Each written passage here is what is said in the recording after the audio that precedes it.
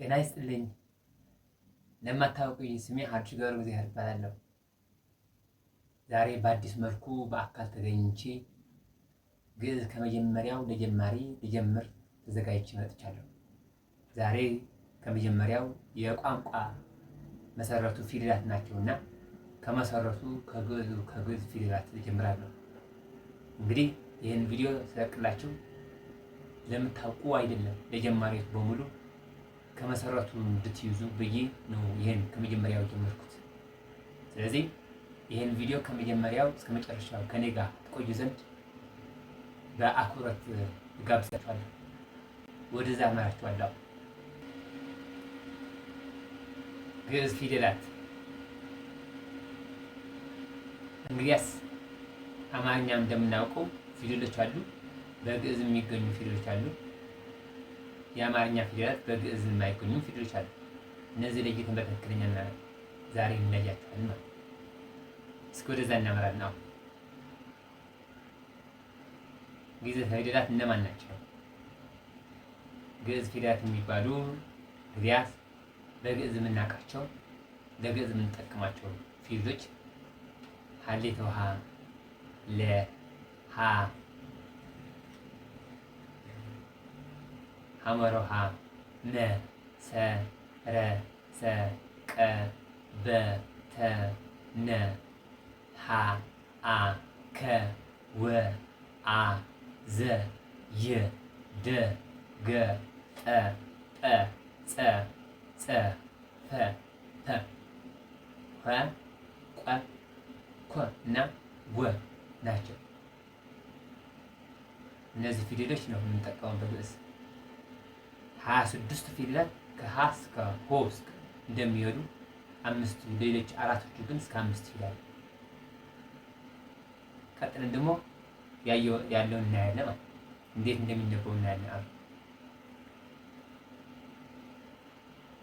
ግዕዝ ፊደላት እንዴት ይነበባሉ?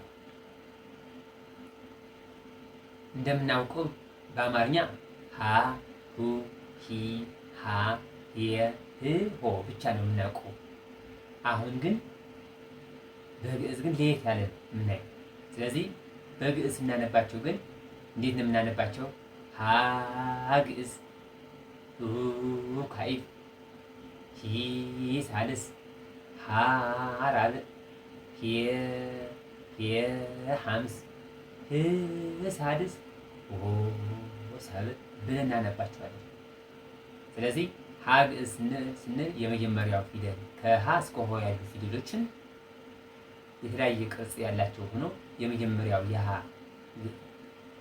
ከስባቱ አንደኛ የሆነውን ግዕዝ ነው የመጀመሪያ ሀ ግዕዝ።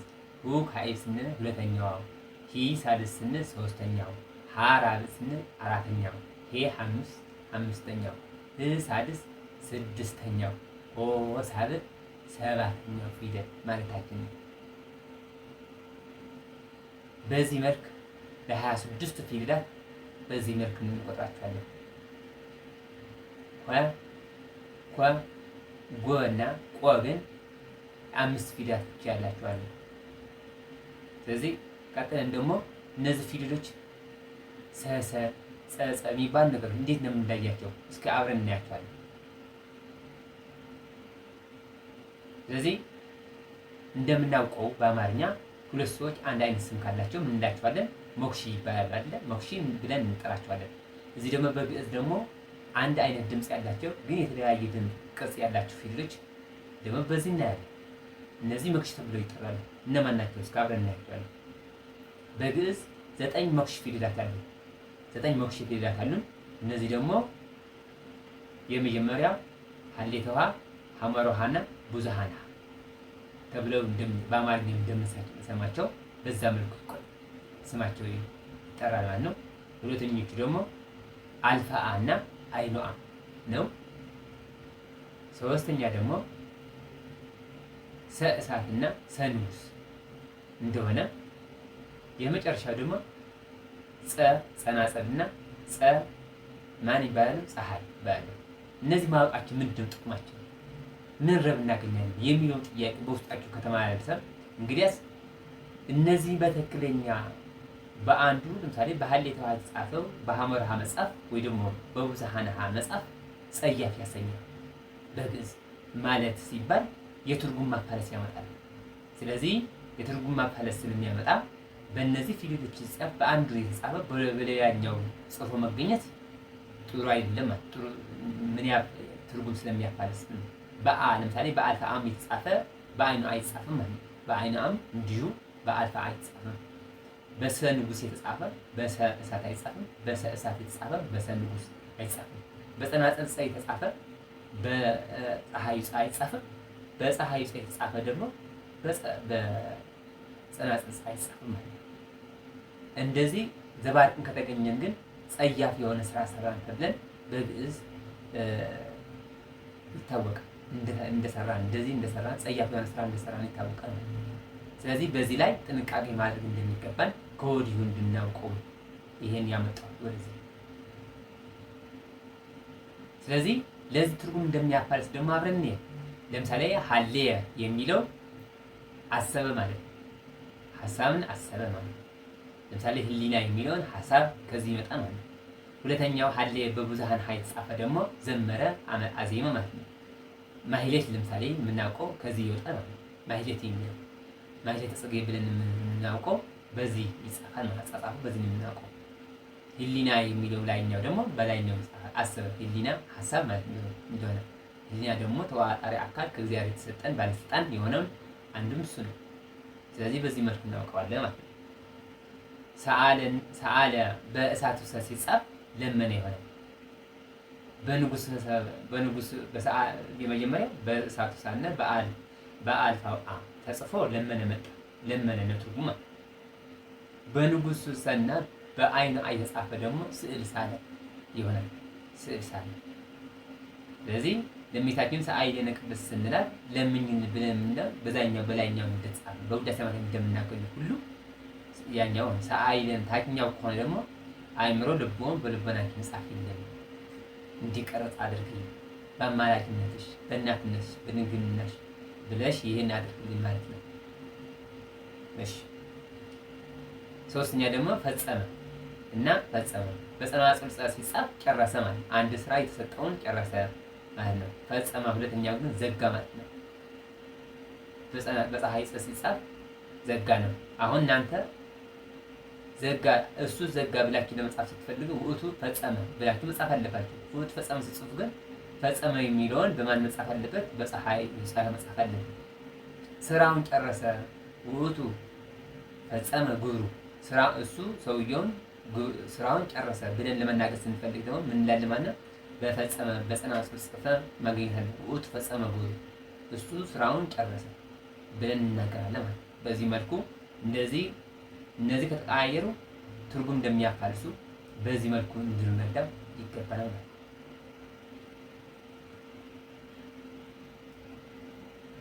ስለዚህ በዚህ መልኩ አሁን ዛሬ ቀለል ባለ መልኩ እንጀምር ብዬ ነው ይሄን እያዘጋጁ ትምህርቱ ይሄን ይመስላል። ይሄን ከዚህ ቀጥሎ ደግሞ አሁን የተማማርናቸውን ሐሳቦች በትክክለኛ ምን ያህል እንደገባችሁ በዚህ ጥያቄዎችን ጠይቃችኋለሁ። አሁን ወደ ምርጫ እንገባለን። ጀመረን ከሚከተሉ ፊደሎች አንዱ የግዕዝ ፊደል ነው አይደለም? ከሚከተሉ ፊደሎች አንዱ የግዕዝ ፊደል አይደለም። ሀሌቷ በ ለ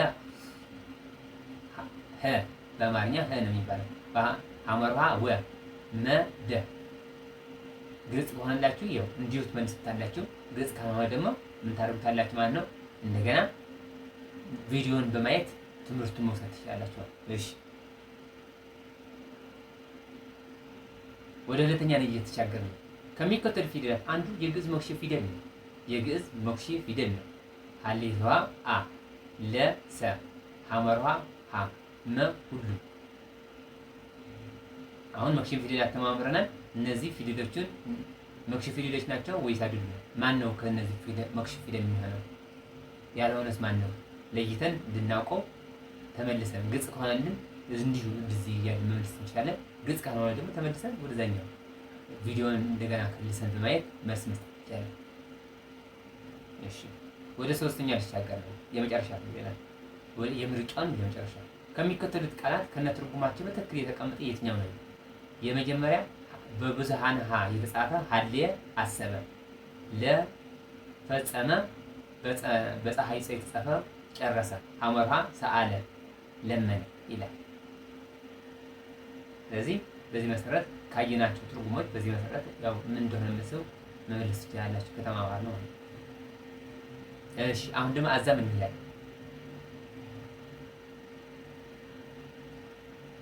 ስለዚህ በዚህ መሰረት ዠ በመጀመሪያው ረድፍ ዠ ሰ ዘጋ የሚላል። በሁለተኛው ረድፍ ደግሞ የመጀመሪያ መክሸ ፊደል ፈጸመ፣ የግዕዝ ፊደል አይደለም ፈጸመ ይላል። ሁለታቸው እነዚህ በዚህ በተማማር መሰረት አዛምድ ትሰራላችሁ ማለት ነው። ለዛሬ ይህን ይመስላል ትምህርታችንን። ከመጀመሪያው እስከ መጨረሻ ከኔ ጋር ስለነበራችሁ ከልብ አመሰግናለሁ። እንግዲያስ ጓደኛችሁ በመካፈል ኮመንት በማድረግ ሳብስክራይብ በማድረግ አብረን መጓዝ እንችላለን። እኔን ትምህርቱን አቀርብላችኋለሁ፣ እናንተ ደግሞ ቪዲዮን በመከታተል ትምህርቱን አብረን እንማማራለን ማለት ነው። ሊቃውንታችሁን የእናንተ ተሳትፎ ምንድነው? ያ ጀማሪ የሆነ ተማሪ ከወዲሁ ከጅማሬ ጀምሮ እስከ መጨረሻው ቀስ እያለ እየተዝናና እንዲማር ያደርጋል። የእናንተ ሞቲቬሽን ወይ ደግሞ ማገዝ ምንድነው የሚያደርገው? እያንዳንዱ ተማሪ ጥሩ አድርጎ እንዲማር ያደርጋል ማለት ነው። አመሰግናለሁ።